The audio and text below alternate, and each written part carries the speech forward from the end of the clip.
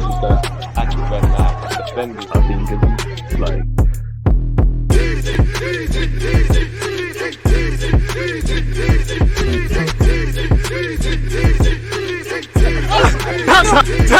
people deluded. I'm back again. Come on, Ian. Come on. Just like Ian Wright said there, people deluded. I'm back again. Good morning, good afternoon, good evening, and in some cases, good night. Appreciative to everybody who's always watching my videos. Thank you very much, for such. If you're new here or if you watch my videos on a regular basis but haven't done it, make sure you're smashing the like button. Make sure you're subscribing. Make sure you're commenting when the video premieres, and also any thoughts after people. It helps the YouTube algorithm. And I love to know what you lot have to say. Apologies for my voice. Probably enjoyed Carnival weekend a bit too much, but it's back to normal service now. Now, as we draw to a close of the transfer window, silly season is starting. I'm not going to rule out Smith Rowe potentially going to Chelsea, but let's see what all the headlines concerning our football club are saying. Chelsea are weighing up a move for Arsenal's Emile Smith Rowe before Friday's transfer deadline, with Barcelona duo Rafinha, Ferran Torres also on the Blues radar. Now, the first thing I've got from that, people, is they're looking for an attacker. Now, I know everybody can, Ferran Torres and Rafinha are probably more closer aligned stylistically than Smith Rowe, although Smith Rowe has played as a false nine for Arsenal before in the semi-finals or knockout stage of a European competition. That experiment from my elite gaffer Arteta didn't quite work out. But this just tells me Chelsea don't feel they've got enough attackers. One minute they're linked with a striker. I don't know how that's changed. Obviously, Jackson's doing all right. The striker market looks a bit weighed down. They were linked with Balogun. It seems like them rumors were wide of the mark. Maybe they've shifted to another multifunctional kind of play in which Ferran Torres can play in at least 3 of the front 4 positions. Ferran Torres, Rafinha's better on the right, but he's an attacker, and Smith Rowe can play all about the place. And he's someone that was somewhat of a cult hero. Some would argue when our season, what was it, Boxing Day, he came into the lineup, kind of did well for us. And unfortunately,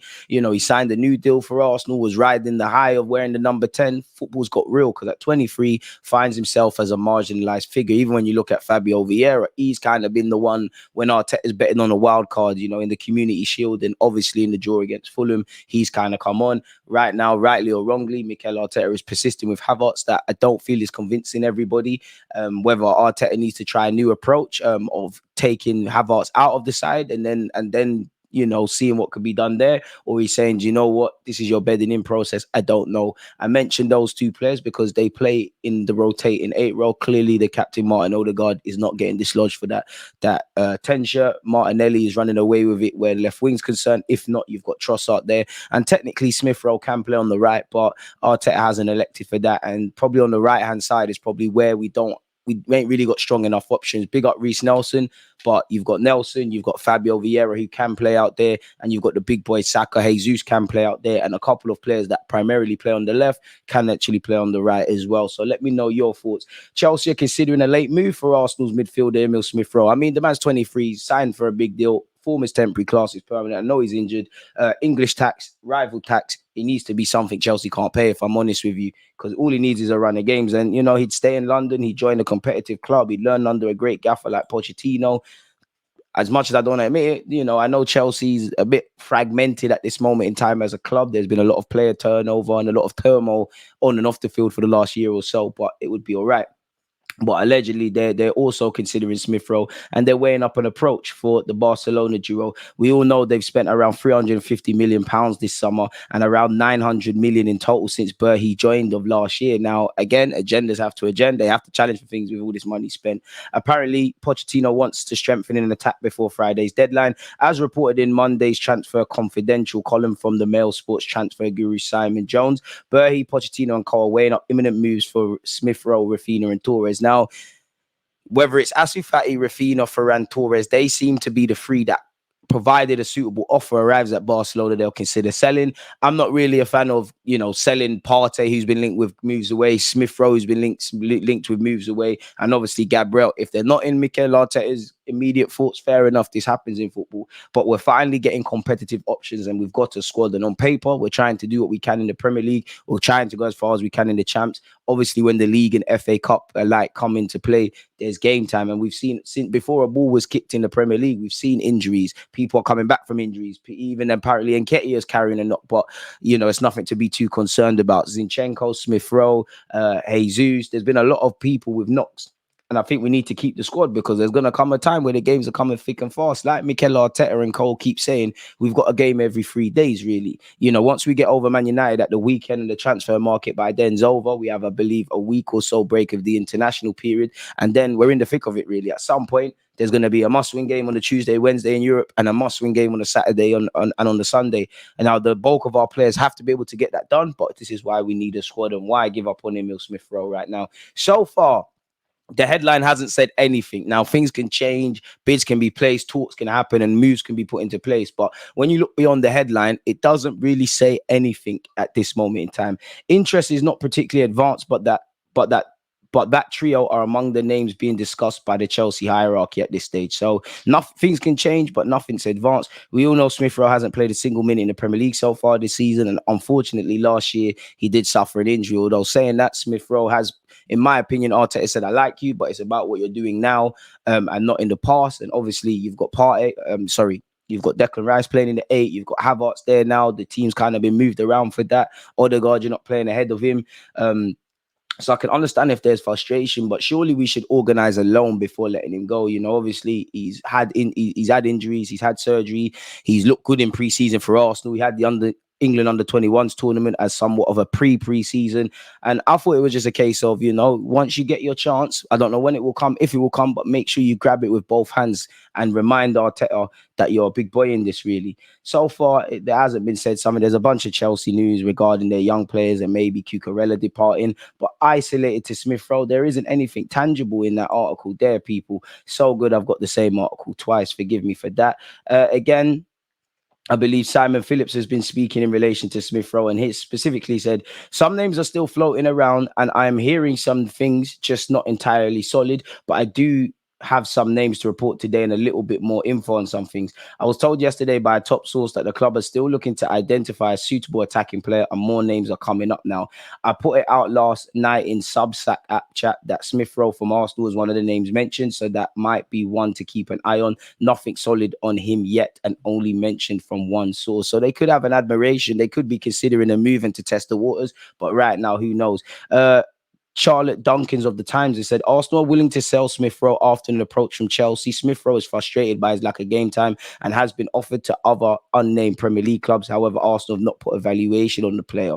So there you have that. Smith Rowe once again is among the names, but once again, nothing is advanced at this moment in time. So it's a whole lot at this moment in time. There might be legs to it, but it doesn't appear that there's anything imminent away from the headlines. And I'm sure Smith Rowe is someone that sparked the debates with a lot of some of you lot Arsenal fans, with some of your friends. Some of you would say, get the money and run.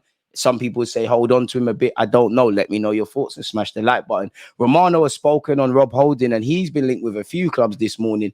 Mallorca and Sevilla both asked for conditions of a potential Rob Holding deal this week. There are also Premier League clubs informed on the Holding situation, as he's expected to leave. People, Rob Holding is still expected to leave Arsenal in the final days of the transfer window. There are discussions now ongoing to make it happen. Understand there are also Spanish clubs asking for the conditions of the Holding deal. Now, he could join Tierney and play in La Liga. He's also been linked with Wolves and Crystal Palace, which, to be fair with you, is probably better for Rob Holding, where respectfully to them sides, you're going to be on the ball. It's more just defending. It's not the glee and all the other stuff Mikel Arteta demands of a defender, which simply put, Holding, decent little cult hero, been part of some memorable things at Arsenal, but where we want to go, you can't take us. And at 27 years of age, one does wonder, had he have not got that injury, that long-term injury a few years ago, where would he be? Unfortunately, his days are numbered. We signed him for 2 million. You should imagine we can make a decent, handsome sell-on clause in a deal and also make a decent profit. He's also been linked with Real Betis, Wolves, and Crystal Palace, people.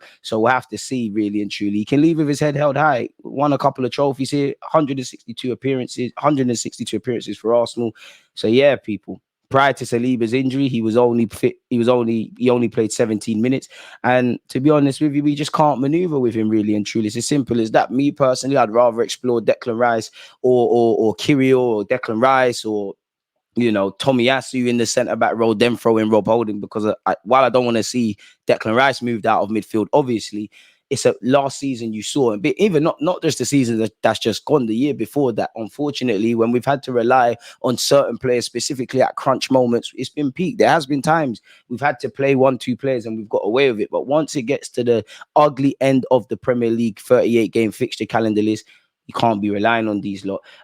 On Mark Gurhey, the Mark Gurhey interest has been there for a while. I don't know that it necessarily would combine well with any interest from Tomiyasu from Palace, because Palace have no intention to lose Gurhey and value him very, very highly. Having kept hold of Elise, seeing Zaha go and looked on paper, you're going to keep hold of Eze. If Palace could bring some few players in, they're laughing, aren't they?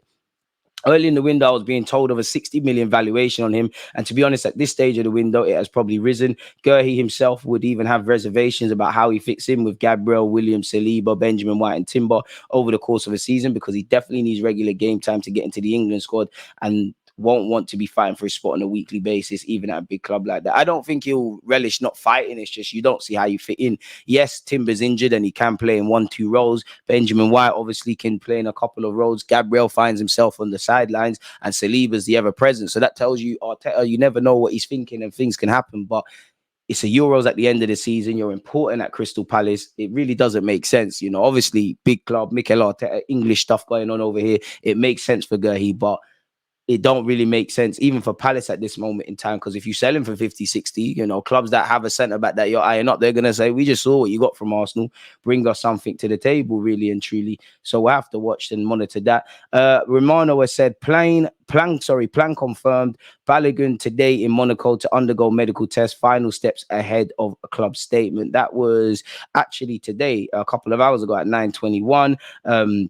Apparently, that was a follow-up tweet from Romano where he said Balogun set to travel to Monaco on Tuesday in order to undergo medical tests and complete his permanent move to AS Monaco. 40 million euro package plus sell-on clause for Arsenal in the future agreed last Saturday, set to be sealed. Here we go, confirmed. So we'll have to see. Apparently, in relation to Nuno Tavares, Nottingham Forest have revived their interest to sign Arsenal left-back Tavares on loan and are now hopeful of getting a deal agreed for the player from Arsenal with an option to buy. Apparently, we've got the option to extend his and Holding's contracts by a further year. Young Nathan Butler-Adeji is being linked with Portsmouth and Cambridge United people. This article doesn't say he's going to leave on a permanent basis or on loan, but game time is important for these young players at this stage in their career, people.